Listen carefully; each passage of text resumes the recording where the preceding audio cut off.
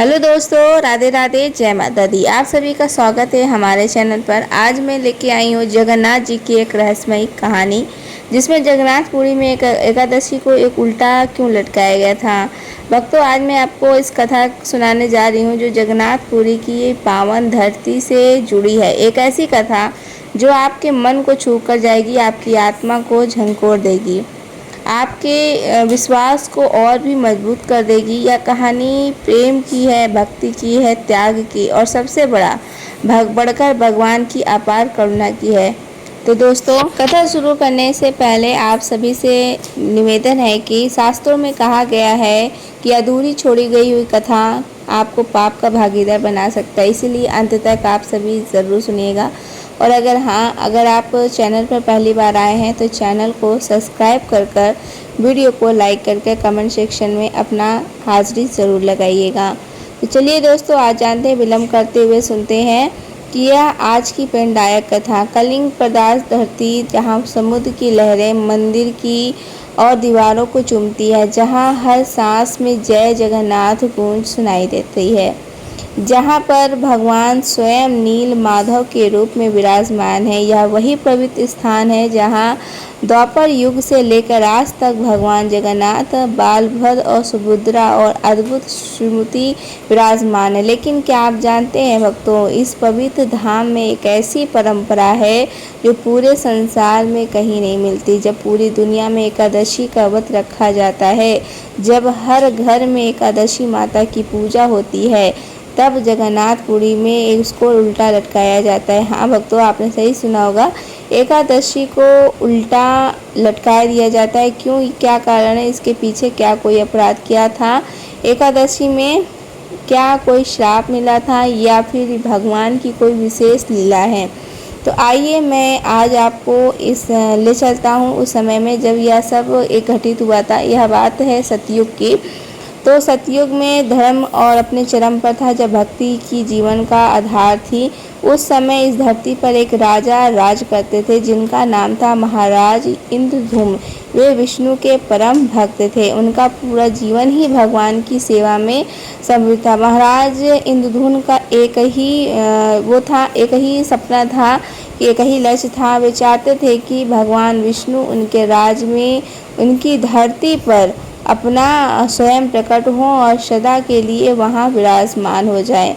दिन रात वे इसी चिंतन में लगे रहते थे। राजकाज में मन नहीं लगता था। दरबार में बैठे हैं तो भी भगवान के ध्यान में लग रहा है। एक दिन महाराज को एक साधु मिले।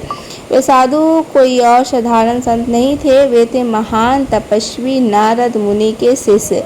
उन्होंने राजा को बताया कि समुद्र किनारे नीलंच पर्वत पर एक गुफा है जहाँ नील माधव नाम से भगवान विष्णु की एक अद्भुत मूर्ति विराजमान है। वह मूर्ति नीले रंग की है और उसमें अद्भुत दिव्य शक्ति है। यह सुनकर महाराज का हृदय खुशी से उछल पड़ा।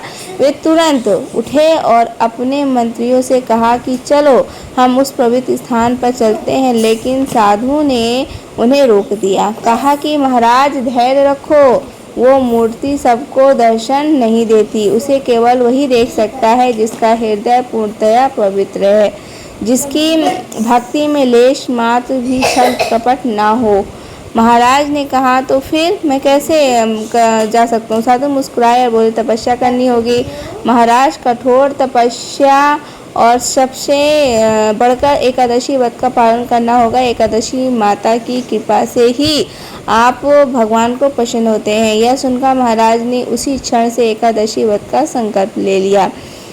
हर एकादशी को वे निर्जल व्रत रखने लगे। पूरे दिन भगवान का नाम जपते हुए पूरी रात वो एकादशी का जागरण करते। उनकी भक्ति देखकर प्रजा भी बहुत प्रभावित होने लगी।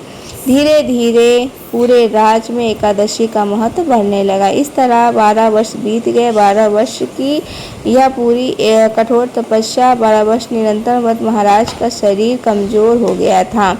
उसके बाद उन्होंने चेहरे पर तेज था, लेकिन शरीर में शक्ति क्षीण हो गई थी। लेकिन उनका मन अभी भी अडिग था, उनका विश्वास अटूट था। 13वें वर्ष की पहली एकादशी के दिन जब महाराज ध्यान में बैठे, तब उन्हें एक दिव्य आवाज़ सुनाई दी। वो आवाज़ कह रही थी कि इंद्रधुम्न उठो, तुम्हारी तपस्या सफल हुई, नीलाचल पर्वत पर जाओ और वहाँ तुम्हें नील माधव के दर्शन होंगे। महाराज की आंखें खुली और उनके नेत्रों में अश्रुधारा बह निकली। 12 वर्षों की प्रतीक्षा का फल मिलने वाला ही था। वे तुरंत उठे और अपने सेवकों के साथ निर्जन की ओर चल पड़े। समुद्र के किनारे घने जंगलों के बीच ऊंचे पर्वत पर चढ़ते हुए वे उस गुफा में पहुंचे और वहां उस अंधेरी गुफा में एक अद्भुत दिव्य ज्योति चमक रही थी।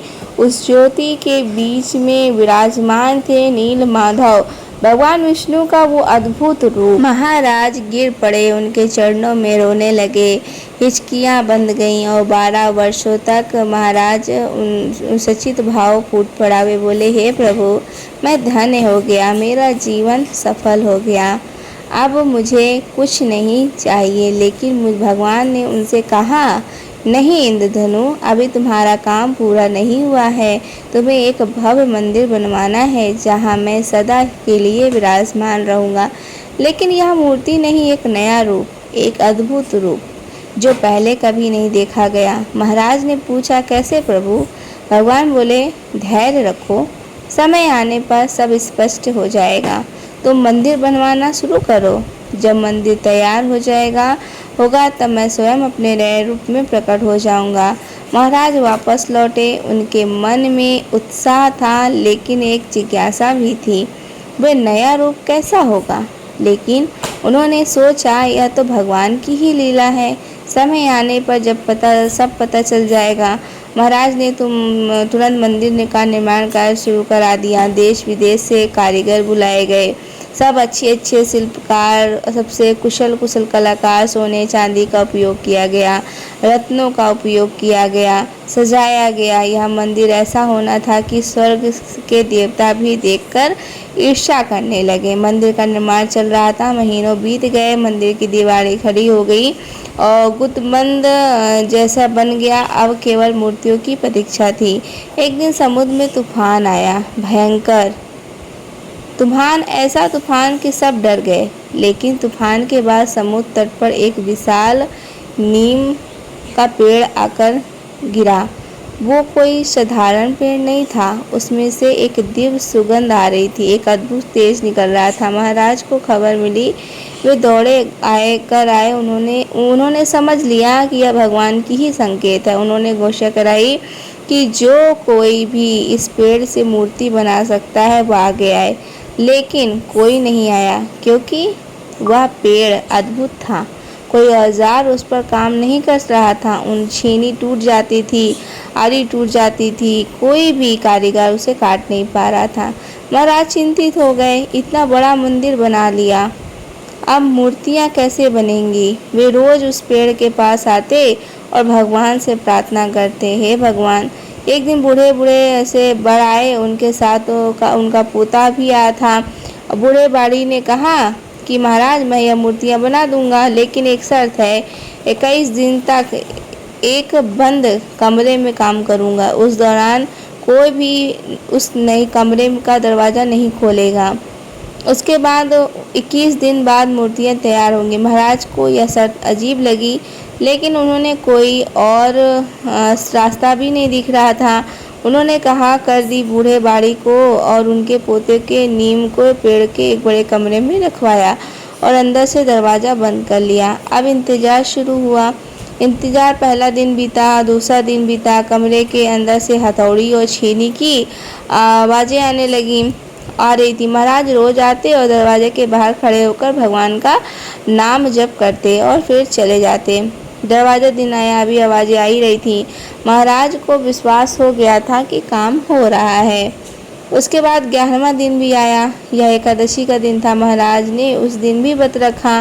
पूरे राज्य में घोषणा भी करा दी कि एकादशी का पर्व मनाया जा रहा था। लेकिन महारानी का मन बेचैन हो रहा था। वो सोच रही थी कि पता नहीं अंदर क्या हो रहा है, कहीं कुछ गलत तो नहीं हो रहा है। वो बूढ़ा बूढ़ी कौन है, कहाँ से आया है, क्या सचमुच मूर्ति बना रहा है या कुछ और करने के लिए आया है? महारानी बेचैन पड़ती गई। दोपहर हो गई, व्रत का समय आ था। सब भगवान की पूजा में लगे थे, लेकिन महारानी का मन शांत नहीं था। उसने सोचा कि एक बार दरवाजे झांक कर देखती हूँ। बस एक बार वो चुपके से उस कमरे के पास गई और उसके बाद दरवाजे में एक छोटी सी दरार थी। उसने उस दरवाजे से अंदर झांका, लेकिन यह क्या था? अंदर तो कोई नहीं था, ना बूढ़ा था, ना बूढ़ी थी, ना उसका पोता था, केवल 3 अधूरी मूर्तियाँ। उसके बाद उनके हाथ पैर नहीं थे, केवल धड़ और चेहरा था। उसके बाद महारानी घबरा गई। उसने तुरंत महाराज को बुलाया। महाराज दौड़े आए। महारानी ने कहा, महाराज ये क्या हो गया है? महाराज रो पड़े, भाग आए। अंदर केवल अधूरी मूर्तियाँ पड़ी थी। महाराज ने कहा कि दिल बैठ गया। उन्होंने कहा, तुमने दरवाज़ा खोल दिया, तुमने अंदर देख लिया, इसलिए भगवान ये क्या हो गया? उन्होंने दरवाज़ा खोला, सचमुच अंदर 3 मूर्तियाँ पड़ी थी। अब जो है भगवान जगन्नाथ, बलभद्र और सुभद्रा की थी, लेकिन वे अधूरी थी। अब क्या होगा? अब उनके हाथ पैर तो बने ही नहीं थे। महाराज रो पड़े। समझ गई कि वो बूढ़ा बूढ़ी कोई साधारण व्यक्ति नहीं था, वो स्वयं भगवान विश्वकर्मा थे और अब उनकी सर टूट गई है, इसलिए वो चले गए हैं। महाराज महारानी से बोले, देखो तुमने क्या कर दिया है कि तुम्हारी जिज्ञासा ने सब बर्बाद कर दिया। अब यह अधूरी मूर्तियाँ क्या करूँगा मैं? महारानी भी रोने लगी। वे बोली, मुझे माफ़ कर दीजिए, मैंने बहुत बड़ा अपराध कर दिया है। लेकिन महाराज, यह मेरा दोष नहीं है, यह तो एकादशी का दोष है। महाराज ने पूछा, एकादशी का दोष कैसे? महारानी बोली, हाँ महाराज, आज एकादशी थी। व्रत के कारण ही मैं जो है मेरी बुद्धि भ्रमित हो गई। भूख के कारण मैं सही सोच नहीं पा रही थी और इसलिए मुझसे वहाँ गलती हो गई। यह सब एकादशी का दोष है। यह सुनकर महाराज बोले, क्रोधित हो गए। उन्होंने कहा कि क्या कह रही हो तुम? एकादशी का दोष?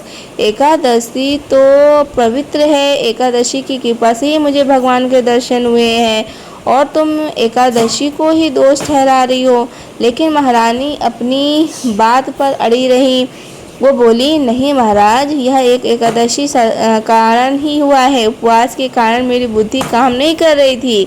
दोनों में बहस होने लगी। महाराज एकादशी के पक्ष में ले रहे थे और महारानी विपक्ष में थी। यह बात राजा दरबार तक पहुंची। मंत्रियों में भी 2 गुट बन गए। अब कुछ महाराज के साथ थे, कुछ महारानी के साथ थे। पूरे राज्य में यह चर्चा फैल गई कि लोग सोच में पड़ गए कि क्या सचमुच एकादशी का दोष है? क्या व्रत रखना गलत है? कहीं व्रत के कारण बुद्धि भ्रमित तो नहीं हो जाता? यह देखकर महाराज को बहुत दुख हुआ। उन्होंने सोचा, इससे तो लोगों की आस्था डगमगा जाएगी, लोग व्रत रखना ही छोड़ देंगे और धर्म का पतन हो जाएगा। उसी रात महाराज के स्वप्न में भगवान जगन्नाथ के दर्शन में भगवान इंद्रधनु, चिंता मत करो, यह मेरी ही इच्छा थी। यह मूर्तियाँ तुम अधूरी नहीं है बल्कि पूर्ण है। यही मेरा असली रूप है।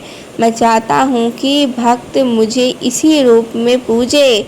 हाथ पैर नहीं होंगे तो भेदभाव नहीं होगा, सब मुझे देखेंगे। महाराज ने कहा, लेकिन प्रभु, लोग एकादशी का विरोध कर रहे हैं। भगवान अब मुस्कुराए और बोले, इसका भी समाधान है। तुम एक काम करो, एकादशी माता को बुलाओ, उनसे पूछो कि क्या सचमुच उनका ही दोष है। अगले ही दिन महाराज ने घोषणा करवा दी कि पूरे राज्य में सभा बुलाई गई। एक विशाल यज्ञ का आयोजन किया गया। महान ऋषि मुनि आए और यज्ञ में एकादशी माता का आह्वान किया गया। यज्ञ की अग्नि में से एक दिव्य आकृति प्रकट हुई। वह थी एकादशी माता। उनका रूप अत्यंत सुंदर था, उनके चेहरे पर तेज था। वे बोली, महाराज, तुमने मुझे क्यों बुलाया? महाराज ने विनम्रता से कहा, माता क्षमा करो, लेकिन एक प्रश्न है। महारानी कहती हैं कि जो भी आपके व्रत के कारण ही उनकी बुद्धि भ्रमित हो गई थी और उन्होंने दरवाज़ा खोल दिया। क्या यह सत्य है? एकादशी माता ने पूरे दरबार को देखा, फिर बोली, यह असत्य है महाराज। मैं किसी की बुद्धि भ्रमित नहीं करती, बल्कि मेरे व्रत से तो बुद्धि और भी तेज होती है। मुझे सच्चे मन से मानता है, उसका विवेक बढ़ता है, घटता नहीं है। महारानी ने अपनी गलती का दोष मुझ पर मढ़ दिया है। यह सुनकर महारानी लज्जित हो गई और उसने एकादशी माता से क्षमा मांगी, लेकिन तब तक बहुत देर हो चुकी थी। पूरे राज्य में एकादशी के खिलाफ बातें फैल चुकी थी, लोग संदेह करने लगे थे। महाराज भी बहुत दुखी हुए। उन्होंने एकादशी माता से कहा, माता, आपका अपमान हो गया, उसकी सज़ा मुझे मिलनी चाहिए। एकादशी माता बोली, नहीं महाराज, सज़ा तो मुझे मिलनी चाहिए थी, मैं ही। महाराज चौंक गए, और आपको सज़ा क्यों माता? एकादशी माता बोली, क्योंकि मेरे नाम पर यह सब हुआ है। भले ही मेरा दोष ना हो, लेकिन मेरा नाम तो लिया गया, इसीलिए मुझे सज़ा भुगतनी ही होगी। महाराज ने कहा, नहीं माता, यह अन्याय है।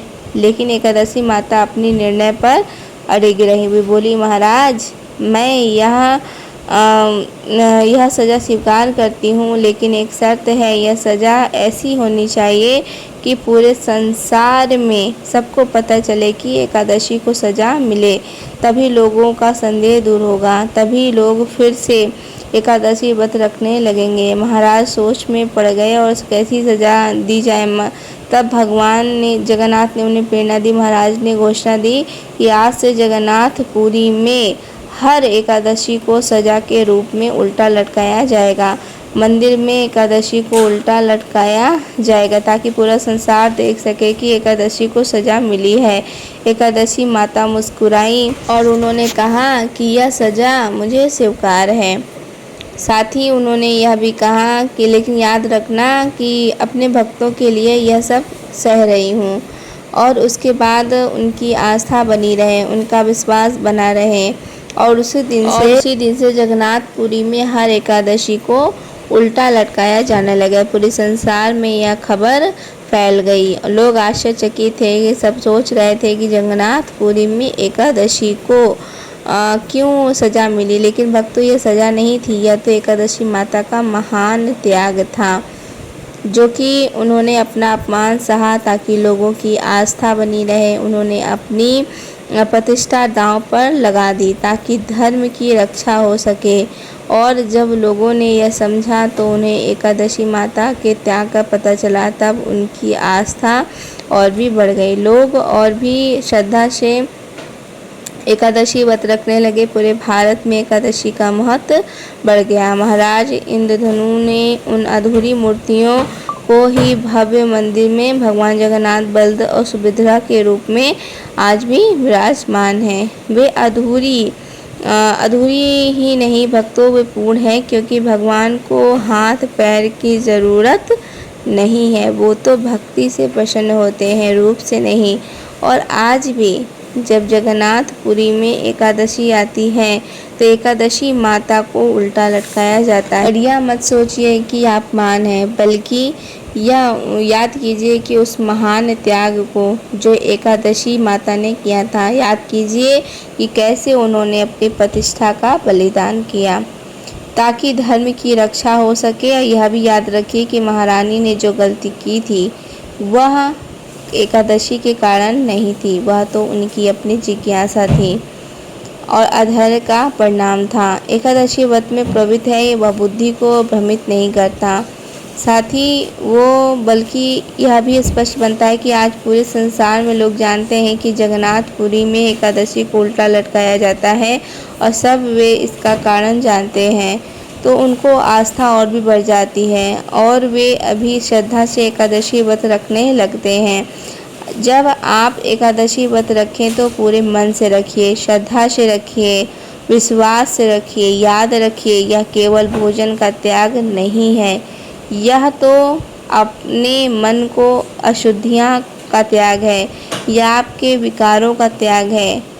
व्रत रखते हैं तो आप एकादशी माता के उस महान त्याग का सम्मान करें, आप उनके प्रति कृतज्ञता व्यक्त करते हैं और आप भगवान के करीब पहुंच जाते हैं। भक्तों, यह कहानी यहीं पर समाप्त होती है। भगवान जगन्नाथ की जय, एकादशी माता की जय। तो दोस्तों, ये थी छोटी सी कहानी जो मैंने आपके साथ में शेयर की। अगर आप सभी को पसंद आई होगी तो कमेंट सेक्शन में जय जगन्नाथ जी का लिखकर ज़रूर जाइएगा। राधे राधे दोस्तों, जय माता दी।